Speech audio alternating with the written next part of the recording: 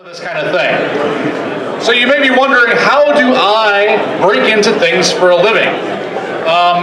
Maybe you're coming from an existing career looking to transition in, maybe you're starting from scratch, and our next speaker, who is a first-time speaker at SecKC, is going to give us a little bit of insight into that, I'm guessing from his own experiences. So let's spend the next 15-20 minutes learning about how to get started in penetration testing professionally. Let's give Desperio a big round of applause.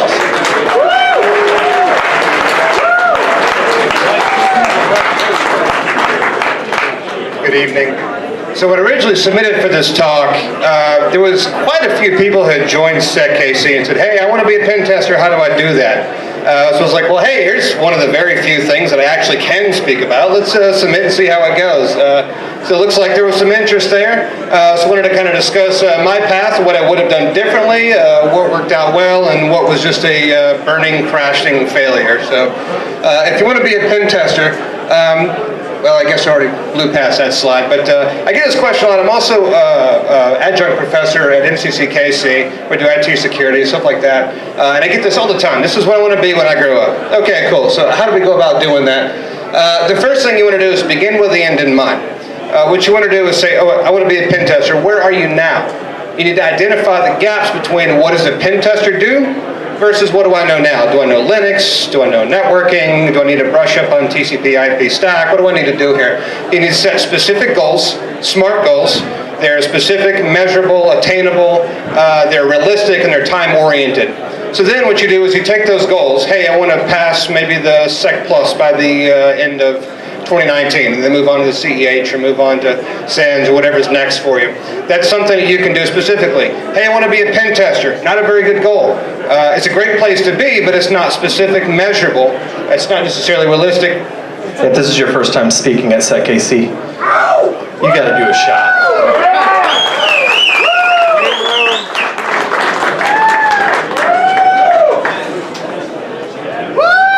Good luck on the rest of your talk. That had flories in it. You're as tolerant a gentleman, sir. I much appreciate it. All right. So you want to pair up your gaps with your SMART goals and say, this is where I want to be. These are the specific, measurable things that I want to get to.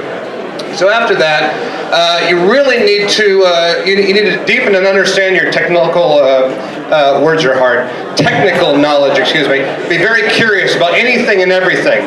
When I do this, why does it work? What makes SQL injection tick? Pun intended, right?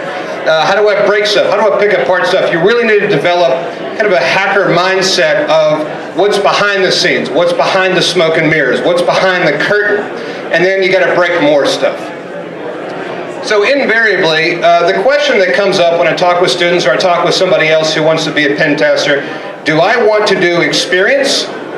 Do I want to go the cert route, or do I want to get an education?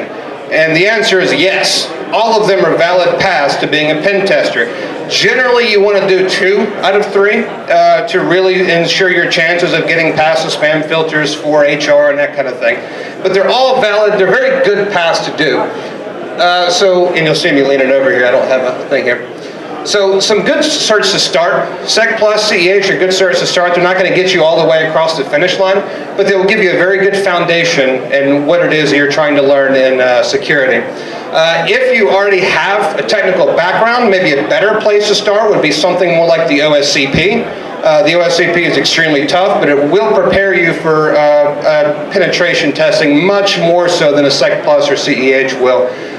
SANS are also great certifications. SANS are sometimes cost prohibitive if you're doing it on your own, but they're a very fantastic training.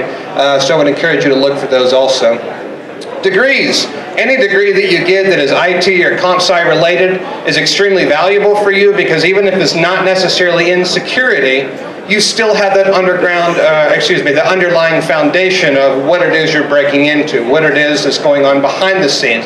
If you understand networking, if you understand Linux, if you understand Windows servers, that can at least give you a little bit better idea of why Metasploit will work with a Samba module or insert arbitrary payload that you're breaking into there. And finally, experience. Experience is perhaps one of the best of the three, but it's hard to do by itself because you can find yourself in a chicken or the egg sort of thing where you're like, hey, I want to go apply for this job. And you're like, well, you got to have experience. You're like, well, that sucks because I don't have any. So you want to get some kind of maybe an education or certification as well. But experience is extremely valuable, and I certainly don't want to diminish the value that experience brings to the table. So how do you get experience? Experience is not always butt in seat in a pen tester role. Experience could be contributing to open source projects. Experience could be doing developing your own tools in GitHub.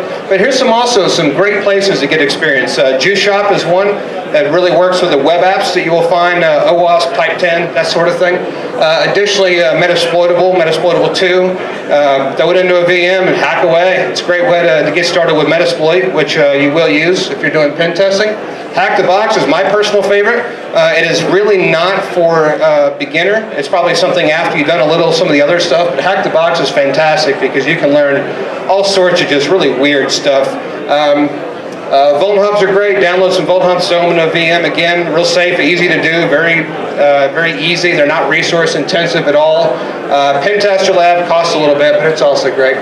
So there's lots of other ones on here. Perhaps the most underrated, I think, is Raspone, because it's like 8-in-1. You have WebGoat, you have Utiliday, you have a lot of other different ones, and you can break into all of them using Raspone. You can run it on a Pi for like, I don't know, 50 bucks. Really easy to do. SecKC, one of the best places to learn. Get in Slack if you got questions, dump them in general. People answer. I'm just saying, over the last year, I've had people answer some pretty wild stuff. I've seen people doing some decoding of each other's Python and all sorts of stuff in between. So drop it in a Slack channel and people will answer. So in conclusion, there's just really a couple things that will make you a good pen tester, but to get started, ask a million freaking questions. The only dumb question is, why didn't I ask this before? So ask everything under the sun, Google everything, get really, really comfortable and familiar with Stack Exchange, with Security Exchange, with all of the different things. Just Google everything.